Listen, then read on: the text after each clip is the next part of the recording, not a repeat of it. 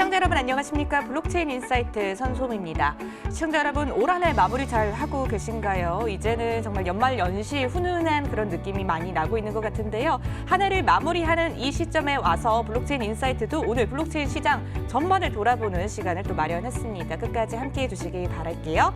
블록체인 인사이트 오늘의 라인업 바로 공개하겠습니다. 먼저 코인 생존 토크 실무자 회의에서는요. 코인 시장 최전방 전문가들과 함께 시장의 핫 이슈를 살펴보고 보다 더 심층적으로 파헤쳐보는 시간 갖도록 하겠습니다. 이어지는 순서는 람 팀장의 쟁글 파일인데요. 신뢰도 있는 데이터를 기반으로 국내의 다양한 최신 크립토 정보를 전달해드리고 있습니다. 크로스앵글 김예람 팀장과 함께합니다. 이어지는 프론티어 인터뷰에서는요. 더 샌드박스의 이호한 한국 담당 매니저 모시고 이야기 나눠보도록 하겠습니다. 블록체인의 모든 것을 알아볼 블록체인 인사이트 오늘 첫 번째 코너부터 시작됩니다.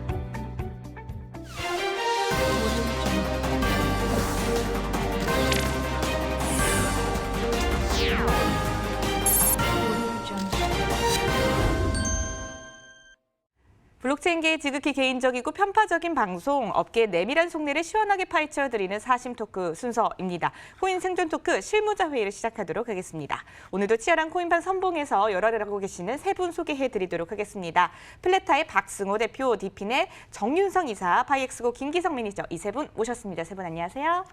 어서 오세요.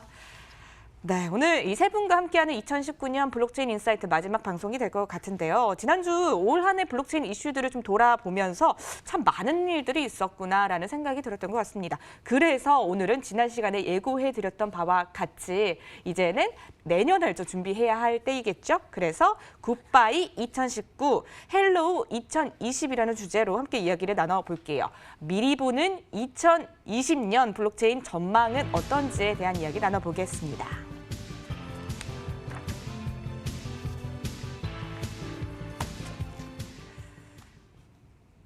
네, 굿바이 2019, 헬로우 2020입니다. 이제는 이제 2019년을 내보내고 2020년을 맞이하면서 블록체인 시장은 어떤 변동이 있게 될지 이야기를 나눠봐야 될 것 같은데요. 이제 세 분께 그럼 한 가지씩 좀 여쭤볼게요. 2020년을 맞이하면서 가장 기대되는 블록체인 관련된 키워드를 좀 꼽아본다면 어떤 이야기들을 해주실 수 있을까요? 먼저 박승호 대표님께 한번 질문을 드릴까요? 어떤 이슈 꼽아주시겠어요? 저는 우선은 2020년에는 비트코인을 키워드로 좀 2020년에 꼽아야 될 것 같습니다. 그래서 올해 이제 많이 전반적으로 좀 분위기가 많이 좀 가라앉은 부분도 있는데요. 내년에 이제 비트코인 반감기가 시작되는 부분도 있고, 제가 생각하기에는 내년에 이제 거래소 부분들이 많이 좀 급변하게 될 것 같습니다. 실제 이제 정책이라든지 아니면 실제 규제가 현실화가 올해 이제 하반기에 많이 얘기가 됐는데 내년에 아마 현실화되면서 거래소에 이제 많은 영향이 끼치게 될 거고, 제가 보기에는 이제 생존하는 거래소가 좀 적어지게 되는 한 해가 되면서 아마 이제 비트코인 쪽으로 좀 이슈가 더 집중될 거라고 생각이 들고요. 그리고 반감기가 도래하면서 비트코인 가격에 대한 것도 예측을 좀 생각을 해봐야 될 필요도 있고, 그다음에 실제 기존 금융 시장에 비트코인이 좀 반영될 거라는 기대감도 있습니다. 내년에 실제 규제들이 나오면서 기존의 블록체인 업계나 기존 생태계에 힘이 빠지면서 오히려 기존에 지속되었던 금융시장에서 비트코인을 받아들이면서 비트코인의 성장은 폭발적으로 늘어날 수도 있겠다는 예상을 한번 해볼 수 있지 않을까. 그러면서 비트코인에 대한 기대감을 한번 가져보는 것도 좋지 않을까라는 생각을 하고 있습니다. 네. 올해도 내년도 비트코인은 항상 화두에 있을 수밖에 없는 것 같습니다. 특히나 내년에는 비트코인 반감기가 예정되어 있어서 계속해서 또 이슈가 되고 있는데요. 이 부분 한번 또 중점적으로 보시는 것도 좋을 것 같네요. 자, 다음으로는 김기성 매니저님께서는 어떤 뉴스를 좀 가장 기대하고 계실까요? 저는 크게 두 가지, 물론 하나로 꼽을 수도 있겠는데요. 일단 저는 법, 그리고 이제 그거와 연결되어 있는 금융입니다. 기본적으로 올해 같은 경우에 국내에만 하더라도 이제 뭐 자산 같은 경우 이제 암호화폐를 직접 운영하는 사업체 같은 경우 무형자산 취급을 하는 내용이 있었고요. 그리고 암호화폐 서비스로 관련해서 거래소 이야기가 있었고요. 더불어서 이제 과세까지 이야기가 나왔습니다. 이런 것들이 이제 시행되고 또는 법안이 올라가는 건 내년부터거든요. 그래서 내년에 이제 법과 관련된 이슈가 많이 나올 것 같고요. 그 법 안에서 이제 있던 이러한 그 흔히 말하는 디파이죠. 그러니까 탈중앙화 금융 서비스들이 또 굉장히 많이 나올 수 있을 거라고 생각을 하고 있습니다. 그래서 법 테두리 안에서 움직이는 탈중앙화 금융 서비스들이 내년에 좀 큰 화두가 되지 않을까 생각하고 있습니다. 네, 아무래도 법이란 부분은 또 항상 블록체인 시장과 빼놓을 수 없는 주제인 것 같은데요. 법과 또 법 테두리 안에 있는 금융이라는 또 주제로 함께 디파이 얘기도 곁들여서 해주셨습니다. 마지막으로 정윤성 이사님께서는 블록체인 뉴스 2020년에 어떤 게 가장 기대되세요? 저는 이제 디지털 자산, 그러니까 이제 실자산의 어떤 토크나 이런 부분이 좀 기대가 되고 있고요. 지금도 국내에서는 이제 샌드박스의 어떤 일환으로서 뭐 부동산을 이제 거래소를 통해서 이제 매매를 할 수 있는 그런 사업도 지금 이제 금감원을 통과를 해서 계속적으로 좀 진행을 하고 있는 그런 기업들도 계속 보여주고 있고요. 어쨌든 간에 올해 같은 경우도 이제 어떤 주식이라든지 유가증권 같은 경우도 이제 전자상에서 계속적으로 이제 소유권을 이제 할 수 있게끔 해서 이제 종이로 된 이제 지폐들도 없어지고 종이로 된 유가들도 유가증권이라든지 부동산 이런 것들도 이제는 어떤 서류가 아니라 전자상에서의 디지털화가 계속적으로 좀 되고 있기 때문에 이게 두 가지 측면입니다. 실제로 이제 각국의 증권 감독의 규제에 의해서 디지털화가 되는 경우가 있고 지금 블록체인 쪽 산업 내에서 어떤 SDO라든지 여러 가지로 인해서 토큰화 시키려는 두 가지가 있는데 결국에는 두 가지가 어떤 정부의 규제 안에서 맞닿아지는 그런 시점 이런 부분이 또 내년에도 계속적으로 좀 구체화가 될 가능성이 크고 거기에 대한 중심에서는 아무래도 미국에서의 그런 SEC를 중심으로 해서 계속적으로 지금 법 테두리 안에서 계속적으로 토큰화가 이루어지고 있는데 그런 부분이 계속 이제 락업이 이제 풀리는 시기가 이제 내년으로 도래하고 있기 때문에 그 이후로 미국의 중심으로 됐던 재편이 되면서 디지털 자산들의 어떤 재편 그 이후로 자산에 대한 실가치 이런 부분에 대한 집중이 되지 않을까 싶고요. 특히나 최근 들어서는 뭐 토큰화되고 있는 자산들이 아직은 뭐 기존의 전통 산업 내에 있었던 자산들에 비해서 가치가 현저하게 못 미치는 그러니까 증권화라든지 부동산이라든지 이런 데 펀딩을 못 받아서 어쩔 수 없이 좀 넘어오는 그런 좀 부실 자산 또 아니면 좀 못 미치는 B급의 그런 자산들이 많이 왔다라고 하면 좀 A급 자산 이런 부분이 분명히 홍보용으로라도 일부가 나올 겁니다. 그 이후로 시장에 어떤 쏠림 현상이 생기지 않을까 싶어서 내년도에 이런 부분이 저는 좀 기대가 되고 있습니다. 네, 김기성 매니저님과 비슷한 의견을 주신 것 같습니다. 디지털 자산 그리고 정부 규제와 관련된 뉴스들을 좀 중점적으로 보면 좋을 것 같다 얘기를 해주셨는데요. 자, 지난주와 연결을 해서요. 지난주 같은 경우는 2019년 베스트와 워스트 인물을 꼽아 보았는데 이번에는 그럼 2020년 가장 기대되는 블록체인 업계 인물은 누가 될지 한번 또 여쭤보고 싶어요. 김기성 매니저님께서는 누구를 꼽아주실까요? 사실 이제 업계에 있는 인물로 생각해보면 네. 올 한 해 굉장히 잠잠했던 비탈릭이 조금 떠오르는데요. 올해 사실은 비탈릭이 이제 지난주인가요? 지난주에 이슈가 된 게 딱 하나 있었어요. 이제 이더리움 재단이 이제 한 7만 개를 2017년 최고점에 팔았다. 2018년 초에 최고점에 팔았다. 이 이슈 말고는 사실 비탈릭 뉴스가 별로 없었거든요. 네. 근데 이제 내년에 무언가 되게 많은 뉴스거리를 또 비탈리가 나서서 만들어주지 않을까라는 약간 생각을 하고 있고요. 하나만 더 붙이자면 기대하고 있는 인물은 하나 있긴 있습니다. 그러니까 올해는 사실은 중국의 시진핑이 있었다면 내년에는 트럼프가. 그러니까 이게 좀 여러 개 걸리긴 하는데요. 네. 이게 좀 뭐 탄핵도 있고 하원 통과했잖아요. 물론 상원에서 안 될 것 같긴 하지만 탄핵도 있고 뭐. 그래서 거기 뭐 이렇게 대선도 있고 뭐 이렇게 해서 좀 걸리긴 하지만 그래도 내년에 트럼프가 무언가 뉴스거리를 만들어주지 않을까 기대하고 있습니다. 네, 비탈릭과 트럼프 얘기해 주셨네요. 올해 키워드 중에서 시진핑을 빼놓을 수가 없었는데 내년엔 혹시 또 트럼프 대통령이 주로 언급이 될까요? 또 기대를 해보겠습니다. 그러면은 박승호 대표님께서는 어떤 인물 기대되세요? 저는 우선 이제 블록체인 업계 기존에 있는 업계 인물 중에서 내년에 좀 활발하게 좀 활동이라든지 아니면 블록체인 기존 산업에 좀 힘을 불어넣었으면 하는 게 바이낸스 대표 창펑 차오를 좀 생각을 하고 있습니다. 그래서 비탈릭이든지 기존의 암호화폐를 만들던 사람들이나 관련 인물들은 올해 너무 조용했고요.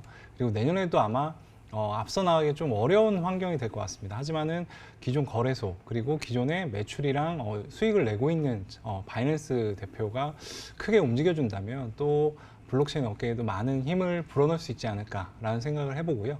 저는 그리고 내년에는 트럼프보다 시진핑을 또 기대합니다. 역으로. 지금 중국에서는 이미 발행을 좀 하고 있고 제 생각에는 그 발행된 중국의 토큰을 가지고 많은 또 다른 업체들, 스타트업들을 붙이는 전략을 택하지 않을까. 그러면서 중국이 굉장히 독특한 또 하나의 암호화폐 쪽에서 시장을 만들어내지 않을까라는 기대를 가지고 있습니다. 네, 바이낸스 대표뿐만 아니라 지난주에 이어서 올해도 이제 내년이죠. 내년 같은 경우도 시진핑이 또 한 건을 하지 않을까 이렇게 기대하고 계신 것 같습니다. 그럼 정윤성 이사님께서는 또 새로운 인물이 나올까요? 저는 이제 뭐 시진핑 주석과 네. 트럼프 대통령 사이에서 조금 이제 줄다리기를 할 수 있는 중간 역할인 이제 페이스북의 마크 저커버그를 좀 내년에도 좀 기대가 되고 있는데요. 왜냐하면 지금 우선 미국 혼자 나간다라고 하면 엄청난 규제를 올해 뿐만이 아니라 이제 2020년도에도 계속될 가능성이 큰데요. 지금 중국에서도 좀 발빠르게 좀 움직이고 있고 이것이 미국에게는 아주 큰 그런 어떤 위협이 될 수가 있고요. 특히나 지금 중국에서 뭘 한다라고 하면 미국과의 어떤 신경전이 계속적으로 되고 있는데 이 부분이 결국에는 국가 주도의 암호화폐라든지 아니면 거대 공룡 기업을 중심으로 했던 그런 암호화폐까지 지금 넘어가고 있기 때문에 여기 둘 간의 신경전에서 굉장히 유리한 자리를 차지할 것인지 아니면 어떤 그 정치권의 싸움에 휘둘리면서 결국에는 본연의 초기에 나왔었던 백서의 어떤 그림대로 가지 못하고 휘청이는 그런 모습을 보여줄지가 바로 내년에 좀 결판이 날 것 같기 때문에 과연 이제 전 세계인들이 주목을 하고 있는 그런 리브라의 어떤 상용화에 대한 움직임 이 부분이 기대가 됩니다. 네, 마크 저커버그 같은 경우도 올 한해 아주 큰 이슈들을 좀 몰고 왔던 것 같은데요. 내년에도 또 기대를 해봐야 될 것 같습니다. 이제 그럼 2020년 블록체인 시장은 과연 어떤 방향으로 흘러가야 될지 세 분의 의견이 궁금해지는 시점인데요. 또 가장 궁금한 부분이 암호화폐 시장 흐름은 어떨까 이것도 궁금할 것 같아요. 김기성 매니저님, 시장 흐름 어떻게 예상하세요? 제가 이거를 예측을 하면 참 좋겠는데 네, 사실은 저는 솔직히 말씀드리면 저는 이제 어떤 개인의 투자자 입장에서 생각을 해볼 때 그래도 작년보다는 올해가 조금은 나았었거든요. 그럼 내년은 올해보다 조금 더 나을 거다라고 생각을 하고 있는 게 앞서도 말씀드렸지만 여러 가지 뭐 규제 이슈도 있고 또 다른 여러 상품 이슈도 있지만 더 전반적으로 일단 비트코인 반감기라는 정말 큰 이슈가 있어요. 이런 상황에서 물론 모든 사람이 아는 호재가 호재가 아닌 경우도 있긴 하지만 이 호재 같은 경우, 그러니까 비트코인 반감기 같은 경우는 직접적으로 비트코인 가격에 영향을 미치는 호재이기 때문에 굉장히 좋은 역할을 할 수 있을 거라 생각을 하고 있고요. 다만 여기에 있어서 흔히 악재로 생각할 수 있는 부분은 이제 어떠한 법적인 규제가 마련이 되면서 세금이 부과가 되는 순간 이 세금을 피하기 위해서 시장에 이제 굉장히 다량의 어떤 매도세가 생길 수도 있거든요. 네. 그러니까 호재와 악재는 내내 이런 식으로 크게는 움직일 수 있다고 생각을 하고 있습니다. 하지만 전반적으로 시장은 조금 더 커질 것 같고요. 파이는 커질 것 같고요. 더불어서 법 테두리 안에 들어오게 되면 결국은 세금을 걷는다는 부분이 되기 때문에 이 세금을 붙이는 어떠한 산업 중에서 우리나라에서 장려하지 않은 사업은 단 한 건도 없었어요.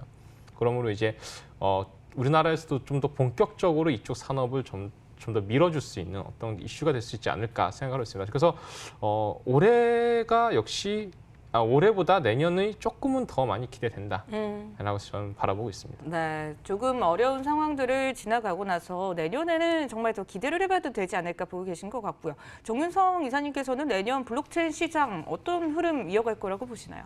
네, 우선은 내년도 같은 경우는 이제 어떤 뭐 매매 차익에 대한 그런 부분도 굉장히 좀 중요할 수 있겠지만 거래량이 굉장히 좀 중요하지 않을까 싶습니다. 결국 제가 얼마 전에 국내에서 제일 큰 거래소에서 비트코인을 몇 천만 원 정도를 이제 매매를 하는 거 같는데 굉장히 오래 걸리더라고요. 그만큼 지금 시세보다도 좀 거래가 많이 안 된다는 것이 가장 큰 문제고 왜냐하면 여러분도 아시다시피 가격 자체는 높아 보이는데 내가 100만 원치만 팔려고 해도 가격이 급락하는 그런 경우를 굉장히 많이 보셨을 텐데 지금 메이저 코인들도 지금 그런 상황이 벌어지고 있거든요. 뭐 한 1, 2억 정도 시장에 나와도 뭐 몇 프로 정도는 계속 움직이는 그런 부분을 보여주고 있기 때문에 내년도에 이 볼륨이 올라갈 것인지에 대한 부분 좀 봐야 될 것 같고요.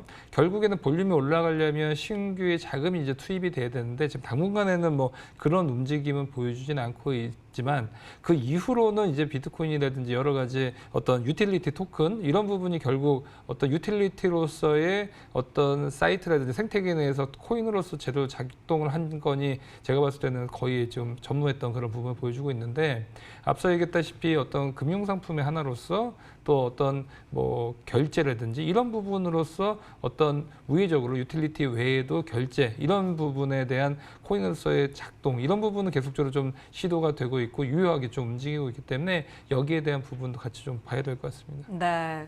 자, 그렇다면 이제 내년 시장에는 또 어떤 부분들이 좀 필요하다고 느끼시는지 프로젝트 입장에서 보는 또 시야가 있을 것 같은데요. 박승호 대표님 어떤 것들이 좀 더 필요할까요? 네네.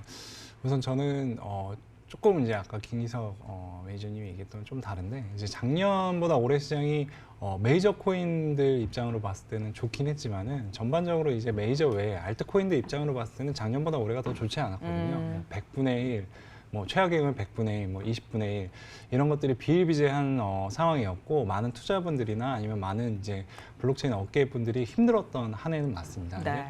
내년에 그러면은 이런 상황들이 좋아질 거냐? 쉽지는 않다고 봐요. 알트코인들한테는 내년도 여전히 쉽지는 않을 것 같고 오히려 내년에는 올해 이제 많은 큰 기업들이 발을 들여놨거든요. 삼성 이제 월렛을 발행을 했고, 개발을 했고, 그다음에 뭐 카카오라든지 라인에서도 지금 뭐 암호화폐라든지 아니면 클레이튼이라는 이제 어떤 플랫폼도 만들고 있기 때문에 내년에 오히려 새로운 코인이라든지 아니면 새로운 시장을 이끌 만한 것들이 나올 거라고 봅니다. 그래서 투자자분들한테는 오히려 좋은 소식이 내년에 있을 거라고 저는 기대하고요. 특히나 비트코인이 이런 세금이라든지 규제가 좀 더 확실하게 나오면서 조금 이제 금융시장에 직접 진입하는 해가 될 가능성이 높다고 보거든요. 그러면서 오히려 투자자분들한테는 기회가 찾아오지 않을까라고 생각이 들고요. 프로젝트 입장에서는 올해 이제 저희 나라 이제 국내 과기부 과제나 아니면 주요 이제 발행 방향성들이 나왔는데 살펴보게 되면은 블록체인 자체 기술에 대한 개발에 대한 부분도 들어 있고요. 그다음에 다른 서비스라든지 타 기술하고의 블록체인을 결합하는 문제에 대해서 이제 과기부에서 많이 신경을 쓰고 있습니다.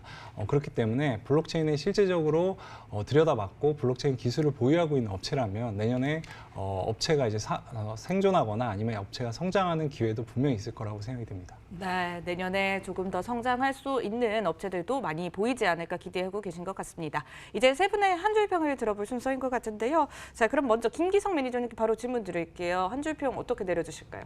지난주 한 줄 평에서 좀 이어지는 부분인데요. 네, 2020년은 올해보다 더 좋은 크립토의 해가 되길 바란다라고 전 적었습니다.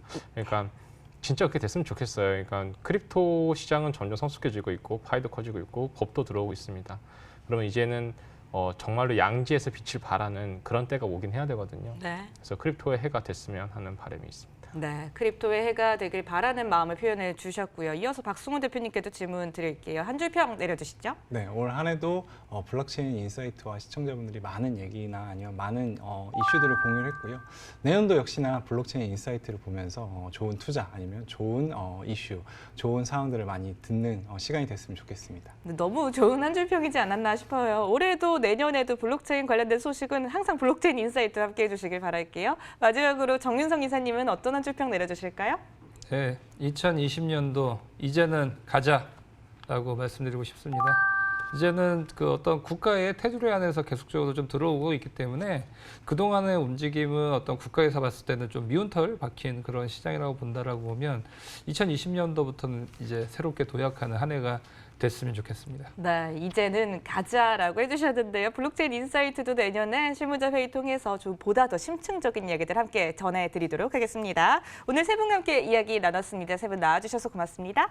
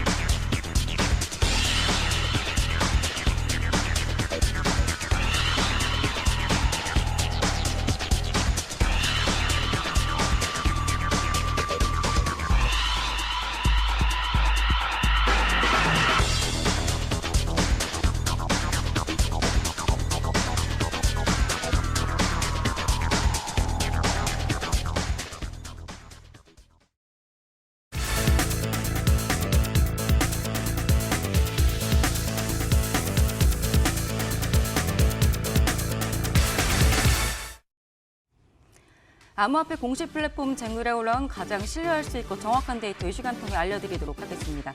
안녕하세요. 람 팀장의 쟁글파의 크로스쟁글 김혜람입니다. 먼저 지난 한 주간 가장 많은 클릭수를 올렸던 상시 공시 탑 10부터 보고 오시겠습니다.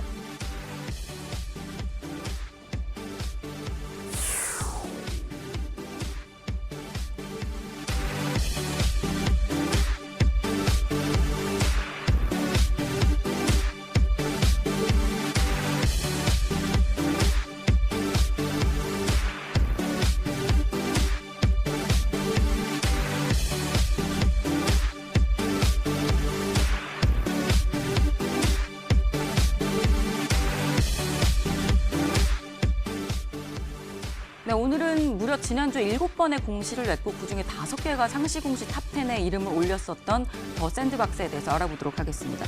이 더 샌드박스는 게임의 블록체인 기술을 융합시켜서 새로운 버전을 출시 중에 있는 곳입니다. 일반적으로 게임은 개발자들이 만들고 저 같은 여러분 같은 유저들이 사용을 하죠. 근데 이곳은 유저 제작 콘텐츠를 표방을 하는 곳입니다. 모바일 2D 버전의 샌드박스 게임을 가지고 있고 7년이 된 회사입니다.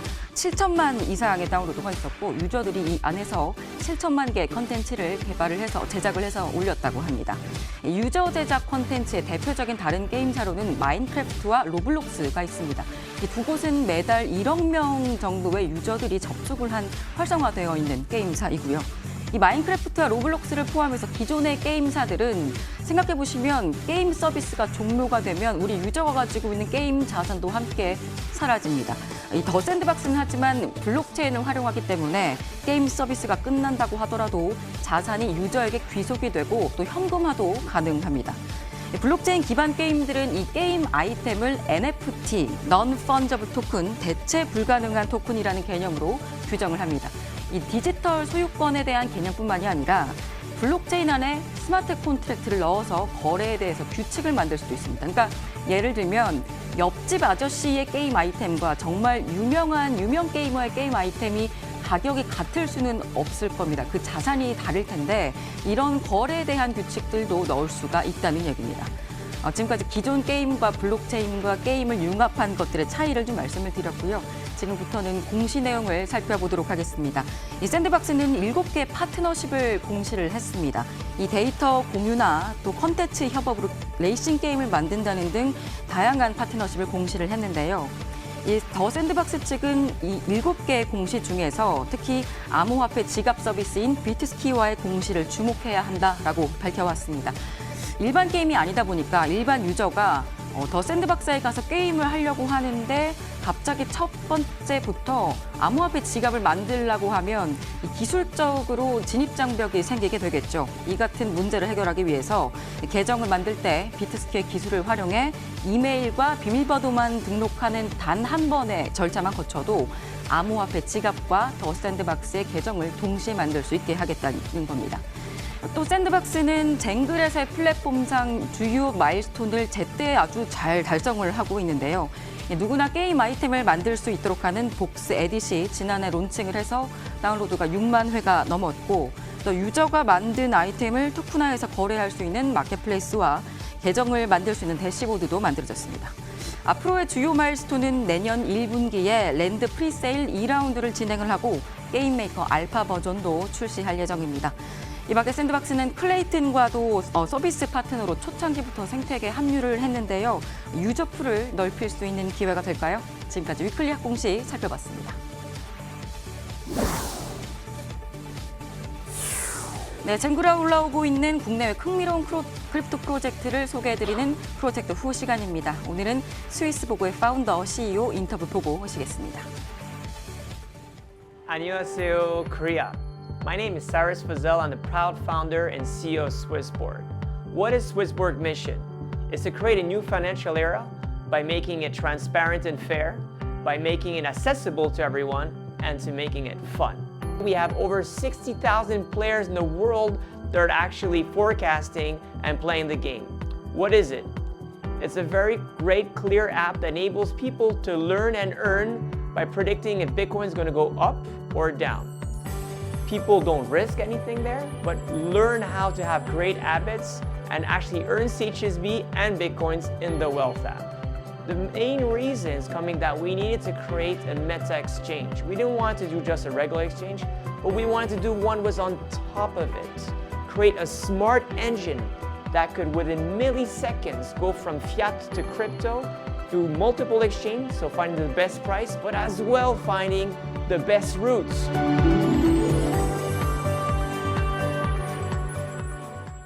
네, 방금 인터뷰를 보고 오신 이 사이러스 바젤 CEO는 투자 관리, 헤지펀드, 자산운용사 등에서 10년 정도의 잔뼈 굵은 기존 금융의 경력을 갖고 있다고 합니다. 이 스위스보그는 암호화폐 자산관리사입니다.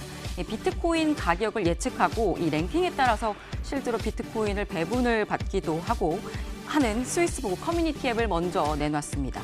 지난 11월 기준으로 보면 이용자가 6만여 명이 됐고 이 6만여 명의 이용자들이 비트코인을 100만 건 이상 예측을 실제로 했었다고 합니다. 이 커뮤니티에서 상위권에 들게 되면 랭킹에 따라서 비트코인도 분배받을 뿐만 아니라 내년 초에 출시하게 될 스위스보그 자산 앱, 이 웰스 앱을 사용할 권한이 주어진다고 합니다. 이 웰스 앱에서는 바이낸스나 크라켄 같은 글로벌 몇 개의 거래소 가격을 동시에 비교를 해서 가장 저렴한 가격에 암호화폐를 살 수 있도록 지원해줍니다. 그러니까 우리가 요새 여행 갈 때 그냥 무작정 어떤 항공사의 항공권을 사는 게 아니라 스카이스캐너를 통해서 가장 저렴한 항공권이 무엇인지 다들 서치를 해보시잖아요. 비슷한 유사한 개념이라고 생각하시면 되겠습니다. 또 암호화폐 인덱스에 투자하거나 개인별 포트폴리오도 관리할 수 있게 된다고 합니다.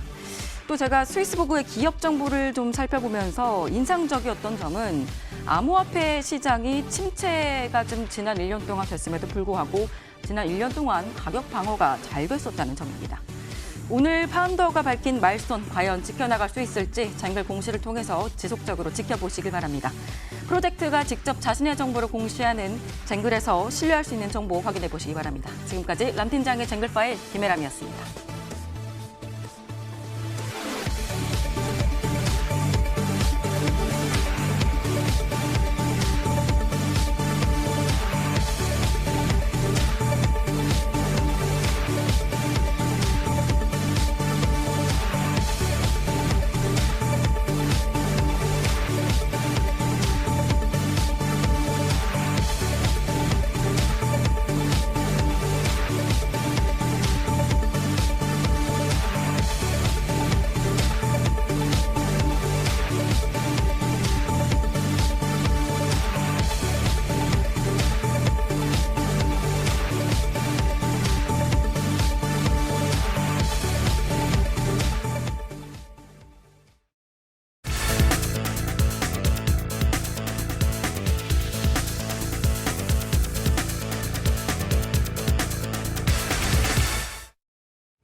블록체인 업계를 선도하는 국내 유망 기업과 인물을 만나보는 프론티어 인터뷰 시간입니다. 오늘은 블록체인 기반 분산형 게이밍 플랫폼 더 샌드박스의 이호한 한국 담당 매니저 모시고 이야기 나눠보겠습니다. 안녕하세요. 예, 안녕하세요. 반갑습니다. 먼저 시청자 여러분들께 간략하게 소개와 인사 말씀 부탁드릴게요. 예, 안녕하세요. 저는 더 샌드박스 한국 담당 매니저 이효한입니다. 한국에서 이제 사업 개발과 그리고 또 커뮤니티 확장을 담당하고 있습니다. 이번에 더 샌드박스가 한국에 이번 7월에 진출하였는데요. 그때 이제 샌드박스 팀에 이제 합류하게 된 첫 번째 한국 팀원이 되겠습니다. 오늘 이렇게 스튜디오에 초대해 주셔서 감사합니다. 네, 반갑습니다. 자, 그럼 이제 매니저님께 이제 질문을 하나씩 드릴 텐데요. 프로젝트에 대한 이야기 먼저 나눠보도록 하죠. 더 샌드박스가 무엇인가요? 예, 더 샌드박스는 이제 블록체인을 활용한 탈중앙적 게이밍 플랫폼입니다. 이제 유저들에게 게임을 직접 유저들이 개발할 수 있는 쉬운 툴을 제공하여서 유저들이 직접 게임을 저희 플랫폼 위에 만들 수 있도록 지원을 하고 있습니다. 그래서 이러한 종류의 게임을 이제 유저 제작 컨텐츠 게임이라고 하는데 가장 좋은 예가 이제 마인크래프트나 로블록스와 같은 전통 게임이 되겠습니다. 그래서 쉽게 설명드리자면은 이제 블록체인 상의 마인크래프트 게임이라고 이해하셔도 되겠습니다. 그리고 저희 샌드박스 팀에 대해서 소개를 해드리자면 저희는 이제 글로벌 팀으로 37명으로 이루어져 있습니다. 저희 개발 스튜디오인 픽소울은 아르헨티나 부에노스아이레스에 위치해 있고 프로젝트 매니징 팀은 프랑스에 위치해 있고 그리고 이제 지역별 사업 개발 팀이 이제 서울과 그리고 일본에 위치해 있습니다. 네. 예.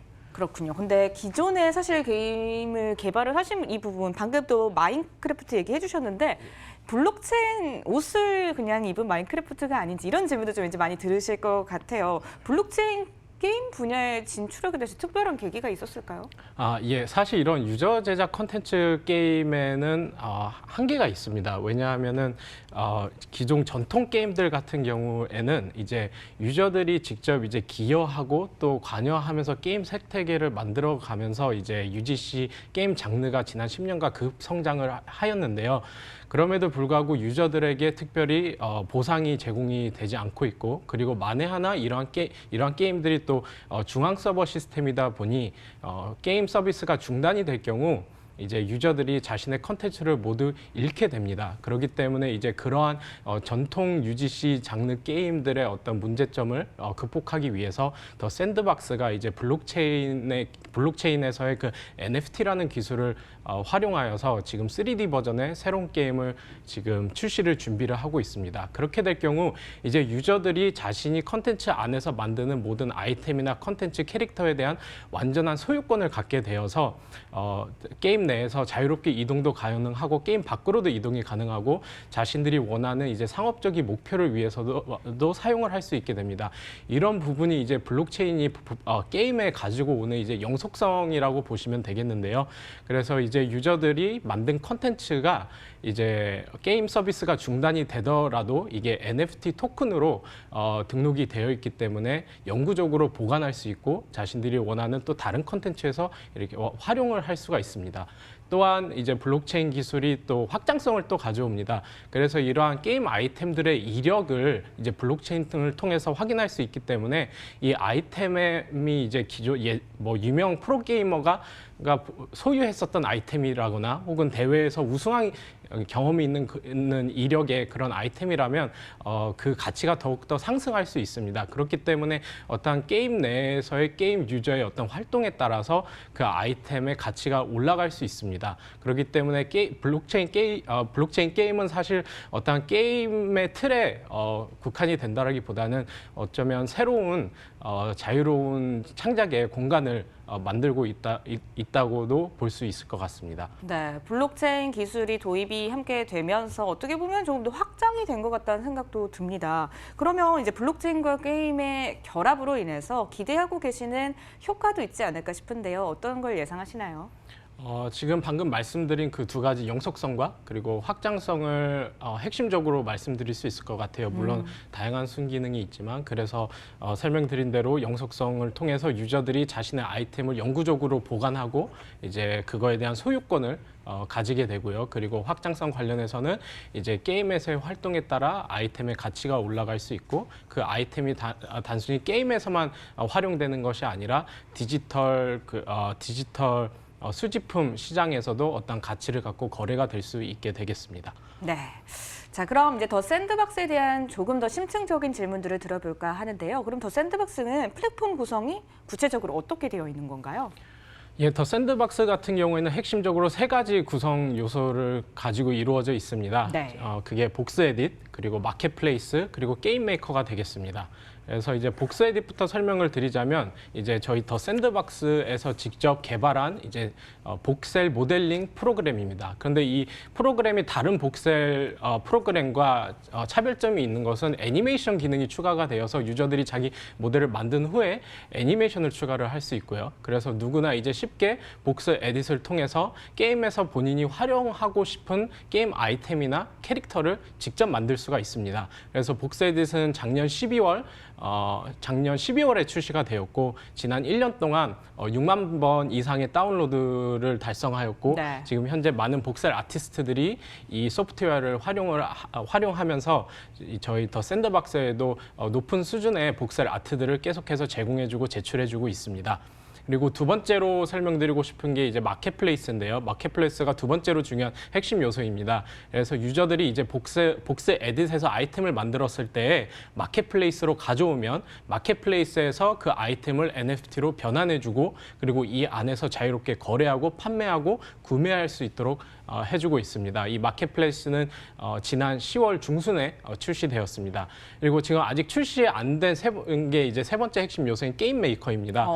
그래서 게임 메이커는 이제 내년 2월에 출시를 지금 예정으로 하고 있는데요. 이 게임 메이커를 통해서 유저들은 자신이 만든 아이템과 어떤 게임 컨텐츠를 가지고 이제 직접 게임을 만들 수 있게 됩니다. 근데 뭐 프로그램이나 어떤 코딩을 알 필요가 없는 이유가 게임 메이커가 이제 비주얼 스크립팅을 제공하여서 누구나 쉽게 어떤 게임의 물리나 어떤 트리거들을 설정을 하여서 쉽게 캐주얼 게임을 직접 제작할 수 있도록 지원하고 있습니다.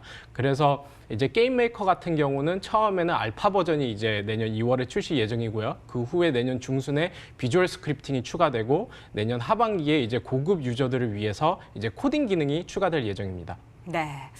UGC라는 표현을 저 대본 중에서 계속 좀 듣게 되는데요. 이용자 창작 콘텐츠라는 말이 UGC가 맞죠. 그럼 이 기존 UGC 게임과 또 샌드박스의 차별점에 대해서도 이야기를 한번 들어봐야 될 것 같네요.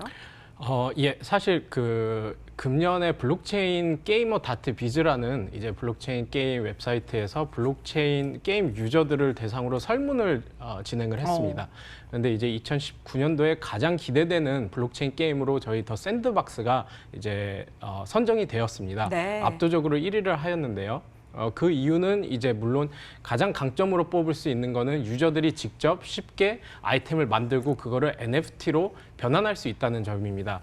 그래서 이제는 NFT를 어떤 프로그래머들만 발행할 수 있는 것이 아니라 유저가 저희 복사에디 소프트웨어를 활용해서 마켓플레이스로 불러와서 NFT화할 수 있기 때문에 이제 누구나 NFT 토큰을 발행할 수 있도록 한다는 점에 있어서 기존 UGC 게임 혹은 그 외 블록체인 게임과의 어떤 차별성이라고 볼 수 있겠고요. 그리고 또 기존 UGC 게임 같은 경우에는 이제 게임 마인크래프트와 같은 경우에는 자신이 가지고 있는 아이템을 이제 한 서버에서 다른 서버로 가치를 이동하기가 제한이 됩니다. 하지만 이제 블록체인 게임인 저희 샌드박스 같은 경우에는 이제 게임 내에서도 그 아이템을 다른 게임으로 이동할 수 있을 뿐만 아니라 블록체인을 지원하는 다른 게임으로도 이 아이템을 이동하여서 그곳에서도 자유롭게 활용할 수 있겠습니다. 그리고 이 어떠한 아이템의 거래가 저희 플랫폼에서만 일어나는 게 아니라 오픈시와 같은 세컨더리 마켓에서도 자유롭게 이루어질 수 있고 네. 그리고 다양한 말씀드린 대로 블록체인을 지원하는 다른 게임에서도 이제 상호 운영이 가능하겠습니다. 네, 그렇군요. 자, 그러면 이제 더 샌드박스의 예비 이용자들을 위해서 이 질문을 한번 드려보고 싶어요. 잘 이용할 수 있는 꿀팁을 한번 전해주신다면 어떤 게 있을까요? 꿀팁을 제공해 드리자면 더 샌드박스의 랜드 토큰을 소유하시는 것을 추천드리고 싶습니다. 왜냐하면 이제 랜드 토큰은 이제 더 샌드박스 메타버스는 이제 샌드박스 안에 있는 그 가상 세계를 저희가 메타버스라고 하는데요. 그 가상 세계를 이루고 있는 가상 부동산입니다. 그래서 이 가상 공간을 보유해야만 유저들이 자신의 어떤 컨텐츠나 어떤 게임을 만들 수가 있습니다. 그렇기 때문에 먼저 이 랜드를 보유하실 것을 추천드리고 싶고요. 이 랜드를 보유하게 되면 또 다양한 혜택이 있습니다. 먼저 랜드를 보유하게 되면 물론 자신이 그 위에 게임을 개발을 할 수 있지만은 게임을 개발할 수 없을 경우에는 다른 크리에이터들에게 랜드를 대여하여서 수동 수익을 창출을 할 수가 있고요. 그리고 랜드를 보유했을 때 게임 거버넌스에 참여할 수 있고 그리고 보유하고 있는 랜드에 이제 더 샌드박스 고유의 암호화폐인 이제 샌드 토큰을 스테이킹할 경우 이제 그 외에 추가 인센티브 다양한 보상들을 또 얻으실 수 있습니다. 저희가 그래서 이번 12월 초에 랜드 프리세일 1라운드를 진행을 하였는데 저희가 지금 메타버스에는 이제 16만 6천 개의 랜드가 존재를 합니다. 그런데 이번 1라운드에는 그 2.5%의 3,096개를 저희가 판매를 했는데 원래 15일간 진행을 하려고 했는데 뜨거운 어떠한 성원 가운데 4시간 만에 랜드 토큰이 완판이 되었습니다. 그래서 1라운드에 그렇게 진행이 되었는데 앞으로 4라운드가 더 남아있고 이제 2라운드는 내년 1분기에 진행이 될 예정입니다. 그리고 가격은 상당히 합리적입니다. 이더리움으로 진행이 되는데 하나로는 랜드 하나당 이번 1라운드에는 약 3만 원의 가격이 진행이 되었고 앞으로 라운드마다 10%씩 가격이 증가할 예정입니다. 네. 자, 이 3D 블록 체인 샌드박스 게임이 내년 상반기 출시를 목표로 하고 있다고 하는데요. 이 더 샌드박스는 그러면은 지금 이를 위해서 현재 어느 시점에 와 있는지가 궁금해지네요. 예, 지금 아까 말씀드린 세 가지 구성 요소 중에 두 가지 핵심 요소인 복스에디카 마켓플레이스는 저희가 저희 로드맵에 맞춰서 제때 이렇게 출시를 하였고요. 네. 그래서 지금 핵심 3분의 2가 어떻게 보면 출시가 돼 있습니다. 그래서 나머지 중요한 게임 메이커 직접적으로 이제 유저들이 게임을 경험할 수 있는 그 구성 요소는 내년 2월에 출시될 예정입니다. 그래서 지금 현재 저희 팀의 가장 우선순위로 최우선순위로 지금 하고 있는 프로젝트가 바로 이 게임 메이커 개발이라고 보시면 되겠습니다. 네. 그래서 내년 초에 이제 말씀드린 대로 알파 버전이 출시되고 그리고 그 중순에 비주얼 스크립팅 버전 그리고 하반기에는 코딩 버전이 출시가 되겠습니다. 네, 그렇군요. 현재 상황과 더불어서 앞으로 또 출시 예정까지 함께 또 설명을 해주셨는데요. 내년 이 출시 예정 게임의 주력 시장이 한국이라고 들었어요. 한국 시장을 타겟으로 삼게 된 이유가 혹시 특별한 게 있을까요? 예, 일단은 이제 샌드박스 팀에서 이제 고민을 했을 때 일단 한국 시장만큼 어떤 게임 산업이 잘 발달해 있고 또 많은 수의 게이머를 벌써 가지고 있는 나라가 없다라고 판단을 하였고 네. 그 외에도 블록체인 산업 자체도 한국에서 계속 구축되고 있다라고 판단을 하였습니다. 아시다시피 한국에 벌써 블록체인 관련 인프라가 잘 구축이 되어 있어서 한국에 뭐 다양한 블록체인 벤처 투자 회사라든지 암호화폐 거래소도 있고 그리고 뭐 관련된 이제 미디어 들도 존재를 합니다. 그래서 그런 부분에 그리고 또 한국의 뭐 저희 파트너인 클레이튼을 비롯해서 또 대기업들이 블록체인 개발에 뛰어들고 있는 상황에서 저희가 그런 부분에 있어서 한국을 좀 높은 가능성이 있다고 판단하여서 한국을 진출하게 되었습니다. 그래서 한국에 진출 지금 현재 한 상황에서 저희가 중점을 두고 하고 있는 일은 한국에서 유저 커뮤니티를 키우는 것입니다. 네. 왜냐하면 저희가 유저 제작 컨텐츠다 보니 유저들이 기여를 해야만 저희 게임이 함께 발전할 수가 있습니다. 그렇기 때문에 지금 현재 한국에 있는 어떤 크리에이터들을 유치하고 발굴하는 데 최선을 다하고 있고요.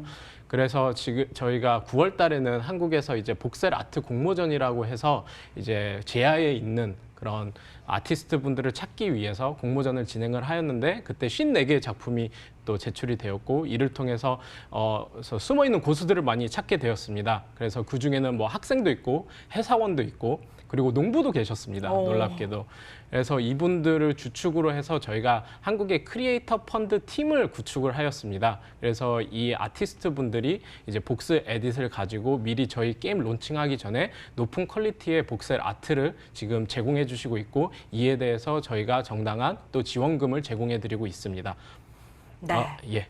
이렇게 또 현재 계획을 어떻게 구상하고 계신지에 대해서도 또 이야기를 들어봤는데요. 또 샌드박스는 그러면은 토큰 이코노미가 어떻게 짜여져 있나요? 지금 더 샌드박스에는 크게는 세 가지 종류의 토큰이 존재합니다. 하나는 이제 샌드 토큰이라고 하여서 ERC20 토큰입니다. 네. 이 샌드 토큰은 이제 게임 내에서 모든 거래 시 사용되는 토큰이고, 그리고 이 샌드 토큰이 이제 거래소에 상장될 토큰이 되겠습니다. 그리고 두 번째로는 이제 잼이라는 토큰입니다. 저희가 잼이라는 토큰도 ERC20 기반의 토큰인데 상장되는 토큰은 아니고요. 이제 게임 내에서 게임 플레이를 통해서만 얻을 수 있는 토큰입니다. 그래서 이 토큰을 얻어야만이 자기가 가지고 있는 아이템의 속성을 업그레이드하고 그 어떤 희소성을 더 높일 수 있게 해주는 그런 토큰이 되겠습니다. 그리고 세 번째는 이제 NFT 토큰들로서 랜드 토큰, 아이템들 그리고 게임 컨텐츠가 있겠습니다. 그래서 저희가 이 크게 세 가지 종류의 토큰을 가지고 게임 내에서 순환 경제를 만들었습니다.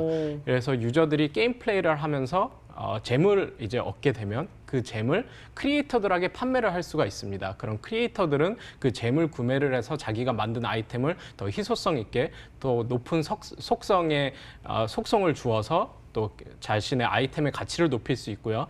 그래서 그러한 특수한 아이템을 또 게임 개발하시는 분들께서 또 구매를 하셔서 자기가 개발하는 게임에도 활용을 할 수가 있습니다. 그리고 물론 게임 개발하시는 분들께서 직접 또 복스 에딧을 사용해서 아이템을 만드실 수도 있습니다. 그렇게 만들어진 게임을 또 플레이어들이 다시 플레이를 하면서 또 재물 얻게 되고 하는 형식으로 이렇게 순환 경제가 조성이 되겠습니다. 네, 토큰 이코노미와 함께 또 수익 창출 어떻게 되고 있는지에 대해서도 함께 이야기를 해주신 것 같아요. 또 많은 시청자분들이 궁금해하실 만한 질문이 파트너십에 대한 질문인 것 같은데요. 이 파트너십 소식들을 또 보니까 클레이튼 이야기도 들려왔고요. 또 어떤 파트너십을 구축하고 계신가요? 저희가 이제 클레이튼을 비롯해서 또 여러 파트너십을 한국에서 맺어왔고 또 앞으로 또 맺을 계획인데 일단 핵심 투자사 파트너로는 저희가 이제 해시드 그리고 또 블로커 그리고 일본의 스퀘어 에닉스가 있습니다. 그리고 그 외에 최근에 저희가 이번에 쟁글에 저희가 공시로 올린 정보 중에 뎁닷컴과 그리고 뎁레이더와의 그리고 파트너십도 저희가 체결하는데 이는 저희가 함께 저희 더 샌드박스에서 진행하는 이벤트도 홍보하고 그리고 블록체인 유저들을 이제 유치하기 위해서 그러한 파트너십을 맺었고요. 그리고 한국에서 게임 개발하시는 분들 이제 저희 플랫폼에서 이제 다양한 게임들이 나와야 되기 때문에 그거를 홍보하기 위해서 저희가 한국 모바일 게임 협회하고도 저희가 파트너십을 맺었습니다. 게임 모바일 협회 같은 경우에는 지금 8,000개의 회원사를 두고 있고 그리고 또 최근에는 SBS 아카데미 게임 학원과도 파트너십을 맺었습니다. 그래서 SBS 게임 학원과 같은 경우에는 전국에 8지점을 운영을 하고 있고 8,000명의 수강생이 있는데 이렇게 저희가 다음 세대의 한국 게임 개발자들에게 이러한 블록체인 게임도 소개하고 저희 샌드박스 게임 플랫폼을 소개함으로써 이제 저희 어떠한 잠재적 어떠한 저희 플랫폼의 기여자들이 될 수 있도록 그렇게 홍보를 진행하고 있습니다. 그래서 저희는 파트너십을 통해서 많은 유저를 유치하고 또 네. 크리에이터들과 게임 개발자들을 지속적으로 찾으려고 노력하고 있습니다.